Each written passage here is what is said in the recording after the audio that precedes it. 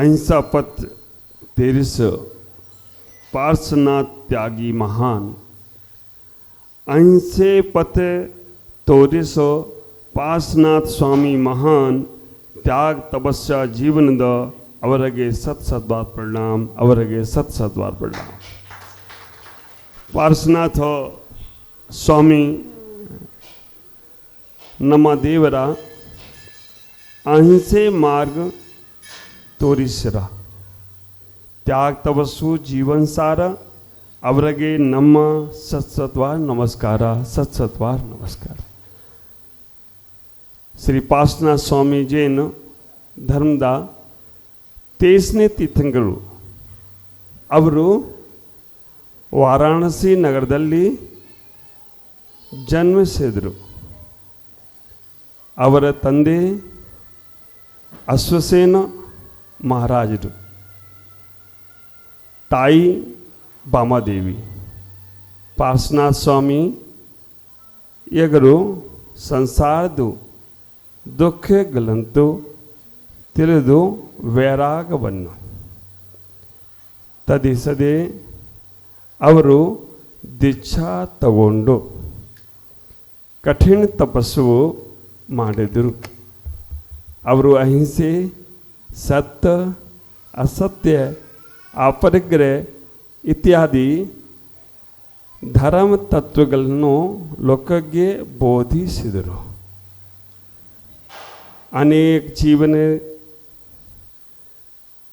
ಅನೇಕ ಜೀವಿಗಳಿಗೆ ಧರ್ಮದ ಮಾರ್ಗವನ್ನು ತೋರಿಸ ಅವರು ಮೋಕ್ಷದ ಕೀಡಿಗೆ ಪ್ರಯಾಣ ಮಾಡಿದರು।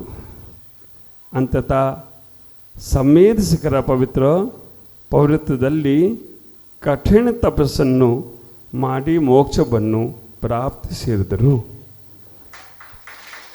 ಪಾರ್ಶ್ವನಾಥ ಸ್ವಾಮಿಯವರ ಮೋಕ್ಷ ಕಲ್ಯಾಣಕ ಜನರಿಗೆ ಅತ್ಯಂತ ಪವಿತ್ರವಾದ ದಿನ ಈ ದಿನ ಭಕ್ತರು ಪೂಜಾ ಅಭಿಷೇಕ ಮತ್ತು ನಿರ್ವಾಣ ಧ್ಯಾನ ಮಾಡುತ್ತಾರೆ। ಅವರ ಜೀವನದ ಅಹಿಂಸೆ ಮತ್ತು ತ್ಯಾಗದ ಸಂದೇಶವನ್ನು ನಾವೇ ಜೀವನದಲ್ಲಿ ಆಸ್ವಾದಿಸಿಕೊಳ್ಳಬೇಕು।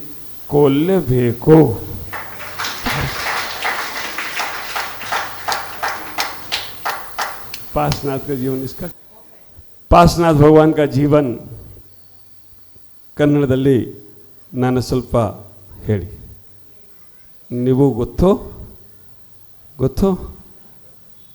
ನಾನು ಸही ಹೇಳಿ। भगवान पार्श्वनाथ का जीवन हमें संदेश देता है। सबसे पहले संदेश देता है कर्म सिद्धांत का। जैसा कर्म करोगे वैसा फल देगा भगवान, ये गीता का है ज्ञान। लेकिन हमारा जैन धर्म का ज्ञान ये है, हम कोई भी कर्म करें भगवान फल जरूर देगा। जब भगवान को ही नहीं छोड़ा कर्म ने, तो हम किस खेत की मूली है। आप विचार करके रखना, कर्म सिद्धांत की सबसे बड़ी विशेषता और सबसे बड़ी महत्वता हमारे भगवान खुद प्रैक्टिकल करके बताते हैं। भगवान कहते हैं, बेटा तुमने अगर कभी कोई गलत काम किया तो हमें भी 1 जन्म नहीं, 2 जन्म नहीं, 3 जन्म नहीं, 4 जन्म ಇಲ್ಲ, 5, 6, 7, 8, 9, 10 जन्म फल सिरितरे। 10 जन्म तक उन्होंने फलों को भोगा। 10 जन्म लग गए उनको कर्म काटने में। और आप विचार करके रखना, आप सोचते हो कि कर्म करो फल की चिंता मत करना। अभी हमारी सबकी दशा ये हो गई, एक होटल पे लिखा था भोजन तुम करो, पैसा तुम्हारे दादा दादी देंगे। भोजन तुम करो, पैसा तुम्हारे है ना दादा दादी देंगे। 4 युवक पहुंच गए, तुम कुर्की होंगे। 4 युवक पहुंच गए और पहुंचने के बाद उन्होंने वहां जम के भोजन किया। और जम के भोजन करने के बाद मुंह पर हाथ फेर कर बाहर निकले। जैसे ही बाहर निकले तो उनको लंबा चौड़ा सा बिल दे दिया गया। उन्होंने कहा ये बिल किसका? उन्होंने कहा भोजन का। उन्होंने यहां पर लिखा है भोजन तुम करो, पैसा तुम्हारे दादा दादी देंगे, पैसा तुम्हारे नाता नाती पोते देंगे, दादा दादी नहीं सॉरी, वहां पर लिखा था कि भोजन तुम करो, पैसा तुम्हारे नाती पोते देंगे। तो हमारे पैसे तो नाती पोते से लेना, मैं तो भोजन करके जा रहा हूं। आखिरकार उन्होंने कहा होटल वालों ने पैसा तुम्हारे नहीं है, तुम्हारे भोजन के पैसे तो मैं तुम्हारे नाती पोतों से लूंगा, ये तो तुम्हारे जो दादा दादी भोजन कर गए ना उनका बिल है, ये तुम्हें चुकाना पड़ेगा, इसके बिना काम होने वाला नहीं। आप विचार कर, तुम्हारे पैसे तो तुम्हारे नाती पोतों से लूंगा, लेकिन जो तुम्हारे दादा दादी कर गए ना भोजन, उनका लंबा चौड़ा बिल है। कहीं ऐसा हमारे साथ ना हो जाए। आप विचार करके रखना, पार्श्वनाथ का जीवन, कमठ का जीवन हमें कर्म सिद्धांत की बात बताता है कि जो हम कर रहे हैं उसका फल हमें ही भोगना है। चाहे भले ही हम कहें हमारे दादा, हमारे पिता हमारे नाम में बहुत सारा कर्जा छोड़ गए, नहीं, वो नहीं छोड़ गए, ये तुमने ही लिया था, इसलिए तुम्हें ही चुकाना पड़ेगा। ख्याल करके रखना कर्म सिद्धांत की बात। और दूसरे नंबर पर सत्य और असत्य की बात। पहले नंबर पर कर्म सिद्धांत की बात पार्श्वनाथ का जीवन समझाने का प्रयास करता है, और दूसरे नंबर पर पार्श्वनाथ का जीवन सत्य और असत्य। सत्य परेशान हो सकता है लेकिन सत्य परास्त नहीं होता है।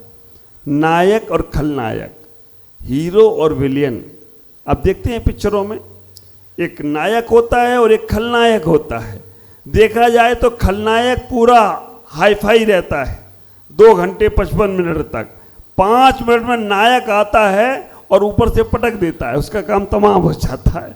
ख्याल करके रखना, सत्य और असत्य, कितना भी रावण कितना भी चिल्लाता रहा हो, लेकिन आखिरी में जीत राम की होती है। सत्य परेशान हो सकता है लेकिन परास्त नहीं होता है। आप विचार करके रखना, सांच बराबर तप नहीं, झूठ बराबर पाप, और जाके हृदय सांच है ताके हृदय आप। इतना ही कहने का प्रयास करते हैं। हमें इनके इस जीवन से, इन चारित्र से हमें कुछ सीखने का प्रयास करना है। अपने मन में कभी झूठ को स्थान मत दो, अपने मन में कभी गलत भावनाओं को स्थान मत दो, अपने मन में कभी भी खोटी विचारधाराओं को स्थान मत दो, क्योंकि आज भले ही वो तुम्हारा कुछ ना कर पाए, लेकिन आगे आने वाले समय में वो भावनाएं, वो गलत कार्य तुम्हें बहुत परेशान करने वाले हैं। ख्याल करो, मिर्ची खाते समय अच्छा तो लगता है, लेकिन बाद में एंजॉय करने में बड़ा मजा आता है ना। बाद में जो प्रभाव पड़ता है उस समय तुम्हारा क्या होता है, इतना ही विचार करो। हमारे पार्श्वनाथ भगवान का जीवन आदर्श जीवन है। उनके उस जीवन से हमें बहुत सारी शिक्षाएं मिलती हैं। सत्य और असत्य की लड़ाई में सत्य जीतता है, ये पार्श्वनाथ का जीवन है। ख्याल करो, 10 भव तक पारसनाथ, अगर पारसनाथ का वो जीव अपने जीवन में वहां बनता है क्या, सबसे पहले ख्याल करके रखना, मारुभूति का जीव बनता है तो उनका ही सगा भाई कमठ बन जाता है। पारसनाथ का जीव मरुभूति का जीव बनता है तो उनका ही भाई कमठ बन जाता है। वज्र घोष नाम का दूसरा भाव उन्होंने प्राप्त किया, वज्र घोष नाम के हाथी बनते हैं तो वो कमठ का जीव सर्प बन जाता है। ख्याल करना, तीसरे नंबर पर शशि प्रभुदेव नाम का देव बनता है तो उनका वो भाई नरक में चला जाता है। चौथे नंबर पर अग्नि विवेक विद्याधर बनता है तो उनका भाई अजगर सांप बनता है। संबंध देखो कैसे उनके बन रहे हैं। अच्युत स्वर्ग में देव बनता है तो उनका भाई फिर नरक चला जाता है। वज्रनाभि चक्रवर्ती बनता है तो उनका भाई भील बन जाता है और भील बनकर भी वो चक्रवर्ती को समाप्त करता है। नौग्रीविक में हेमंत देव बनता है तो उनका भाई नरक चला जाता है। अयोध्या के राजा आनंद बनते हैं तो उनका भाई शेर बन जाता है। आनंद स्वर्ग में इंद्र बनते हैं तो वो नरक चला जाता है, और जब पारसनाथ भगवान बनते हैं तो उनका भाई, उनका जो भाई था वो महिपाल नाम का तपस्वी, उनका ही नाना बनता है। कभी भी हमारे युद्ध छूटते नहीं। हमारे जीवन में जो व्यवस्थाएं बनाई गई हैं उसको समझने का प्रयास करना। हम पारसनाथ के जीवन को देखते हैं तो जितने उपसर्ग पारसनाथ पर हुए हैं उतने उपसर्ग किसी भगवान पर नहीं हुए। क्यों पारस? जितने उपसर्ग पारसनाथ पे हुए हैं उतने उपसर्ग कोई भगवान पे नहीं हुए, और आज भी उन्हीं पे उपसर्ग हो रहे हैं। पारसनाथ आई क्षेत्र बहुत उपसर्ग चल रहे हैं। वो कहते हैं हमारा मंदिर, वो कह रहे हमारा मंदिर। समय शिखर पारसनाथ, वो कह रहे हमारा मंदिर, वो कह रहे हमारा मंदिर। बिजोलिया पारसनाथ, वो कह रहे यहाँ केवल ज्ञान हुआ, वो कह रहे इस क्षेत्र में केवल ज्ञान हुआ। जितने पारसनाथ के क्षेत्र हैं अपने मंदिर में तो ठीक ठाक है, कोई उपसर्ग नहीं हो रहा है तुमकुर के मंदिर में, लेकिन विचार करना जितने पारसनाथ के क्षेत्र हैं उन पे सब पे विवाद चल रहा, कोई ना कोई विवाद। मक्सी पारसनाथ, वहां पे 1 घंटा पारसनाथ दिगंबर रहते हैं, 23 घंटे श्वेतांबर हो जाते हैं। सिरपुर पारसनाथ, जितने हमें लगता है भगवान पारसनाथ ने ऐसा जीवन जिया कि आज भी उन्हें उपसर्ग सहन करना पड़ रहा है। लेकिन ख्याल करो उनका जीवन, पारस का उपसर्ग वाला जीवन भी हमें आदर्श देने वाला है।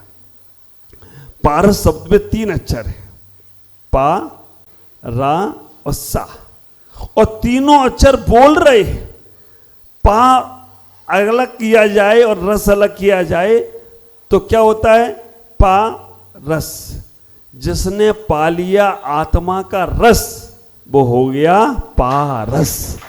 विचार करके रखना, पारस शब्द के तीनों अक्षर पा और रस, जिसने पा लिया आत्मा का रस वो हो गया पारस। अच्छा, इसमें से रा हटा दूं, क्या बचेगा?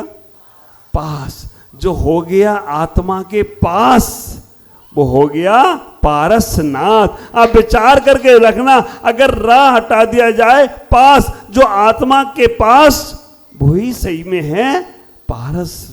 आप विचार करो। अच्छा, इसमें सा हटा दो, क्या बचेगा? पार। तो जिसने संयम को पा लिया वो हो गया संसार से पार, इसलिए वो हो गया पारसनाथ। आप विचार करना, पारसनाथ भगवान अपने जीवन में हम सबको बहुत ऊर्जा देते हैं। उपसर्ग को दूर करने वाले कौन से भगवान हैं? उपसर्ग है ना, विघ्न हरण करता कौन से भगवान है? पारसनाथ। बाकी के भगवान विघ्न डाल रहे हैं क्या? बाकी के भगवान उपसर्ग करते हैं क्या? फिर हम लोग क्यों कहते हैं पारसनाथी भगवान उपसर्ग को दूर करने वाले? ख्याल करो, हमारी धारणाओं में बन गया, हमारे मन में बन गया। मैं आपसे कहना चाहता हूं, आज पारसनाथ निर्वाण महोत्सव के दिन हम इस चिकपेट मंदिर में आए। आप ख्याल करो, कब हम 2007 में यहीं सभा करते थे, यहीं सब कुछ होता। वो सब मुझे याद आ गया कि 2007 में यहीं सम्मेद शिखर बना था, और आज फिर 2026 में सम्मेद शिखर यहाँ बन गया।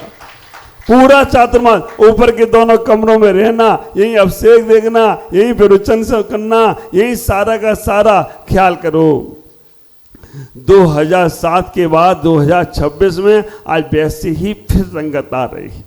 मैं आप लोगों से कहना चाहता हूं कि हम ऐसे ही आज ये मौका मिला है आप लोगों को। 2007 में भी प्रमुख सागर जी महाराज, हाँ ये बात जरूर है, पहले हम चिकपेट में थे, अब हम बिगपेट में हैं। पहले हमारा संघ चिक था, चिक माने हम और हम दो। पहले हमारा संघ चिक था तो हम चिकपेट में थे, हमारा संघ बिग है तो हम बिगपेट में चले गए हो, तो कोई आश्चर्य की बात नहीं। लेकिन मैं वे तुम्हारा महाराज हूं, तुमको नंदू, तुमको मेरा है, मेरा था, मेरा ही रहेगा।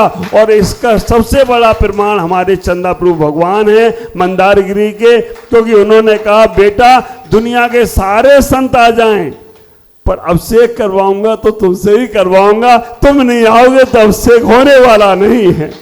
ख्याल करो, 2018 में हम भी आए थे और गुरुदेव के साथ आए थे, और 400 साधु गोमटेश्वर में आए थे, और वो सब भी चाह रहे थे कि भाई मंदारगिरी पंडितन हल्ली का तुमकुर का अभिषेक हो जाए, हाँ, पर नहीं हुआ।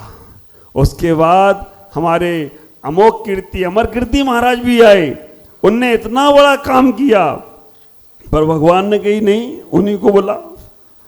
परिणाम सागर आए, उन्होंने भी बड़ा काम किया, पर फिर भी वो काम का सौभाग्य तुमकुर वालों ने हमें दिया है। ये मैं अपना बड़ा पुण्य और बड़ा सौभाग्य मानता हूं। मैं आप सबसे कहता हूं, आज अपने दिल और दिमाग से कमठ की भावनाएं निकाल देना, पारसनाथ बनने का प्रयास करना।